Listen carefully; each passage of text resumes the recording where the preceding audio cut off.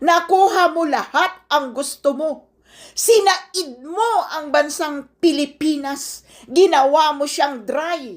Kumbaga, sa sos talagang piniga mo ng husto ang bansang Pilipinas hanggang siya ay magtuyot. Ginawa mo lahat, kinatasan ninyo ang bansang Pilipinas, kaya ngayon lugmok sa utang ang Pilipinas dahil sa tatay mo. Ngayon mo sasagutin. Dahil kung hindi mo sasagutin ang mga akusasyon at aligasyon laban sa iyo, mananatili sa isipan namin na ikaw ay isang magnanakaw na babae na ang laging iniisip ay puro patayan, puro kamatayan, pugutan ng ulo si Pangulong Bongbong Marcos. Hindi ka na nahiya.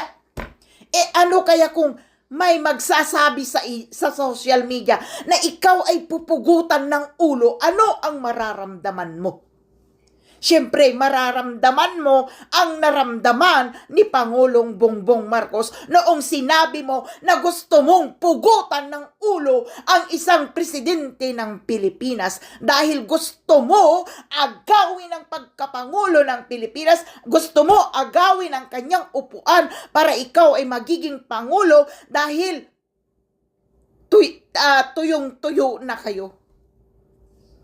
Hindi na kasi kayo makakuha ng katas ng Pilipinas dahil kinatasan ninyo, ginawa ninyo siyang tuyot. Piniga nyo ng husto ang bansang Pilipinas. Ngayon, hindi na kayo papayagan ni Pangulong Bongbong Marcos na kakatasan ng kakatasan ang bansang Pilipinas. Hindi na kayo nahihiya. Katulad itong mga DDS. Hindi kayo nag-iisip na ang prinoprotektahan at dinedefensahan ninyo ay isang magnanakaw na babae. Kababaing tao pero isang magnanakaw.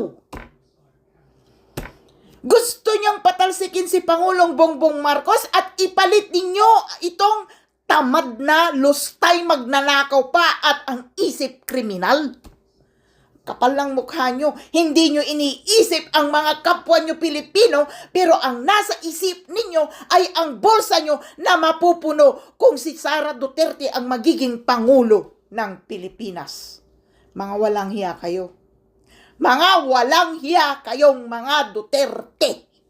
Wala kayong hiya.